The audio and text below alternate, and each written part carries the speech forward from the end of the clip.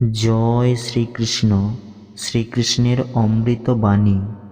কেউ আপনার নিন্দা করলে চিন্তিত হবেন না, কারণ ওই লোকগুলো আপনাকে মাহাত্ম্য দেওয়ার আর কোনো উপায় জানে না। জীবনের সংগ্রামে নিজেকে শ্রীকৃষ্ণ এবং অর্জুন হতে হবে।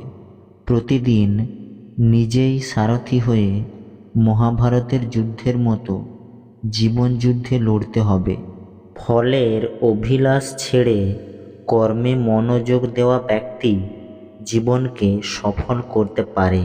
জীবনে অহংকারও জরুরি, যদি কথা, অধিকার, চরিত্র ও সম্মানের হয়। দুঃখ এবং সমস্যা মানুষকে চিন্তিত করার জন্য নয়, বরং তার যোগ্যতা এবং আত্মবিশ্বাসের পরীক্ষা নেওয়ার জন্যই আসে। যে ব্যক্তির মন শান্ত, যে ব্যক্তি কথা বলার সময় এবং নিজের কাজ করার সময় শান্ত থাকেন, তিনিই সত্যকে লাভ করেছেন, আর তিনি দুঃখ কষ্ট থেকে মুক্ত হয়ে গেছেন। ভগবান শ্রীকৃষ্ণ বলেছেন, তুমি এক মুহূর্তে কোটি জনের স্বামী হয়ে যেতে পারো, আর এক মুহূর্তে দরিদ্র হতে পারো। তাই নিজের মধ্যে কখনো অহংকারকে আনবে না।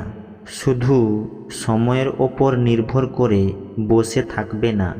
ভগবানের হাত খালি থাকতে পারে, পরিশ্রম করা ব্যক্তির নয়।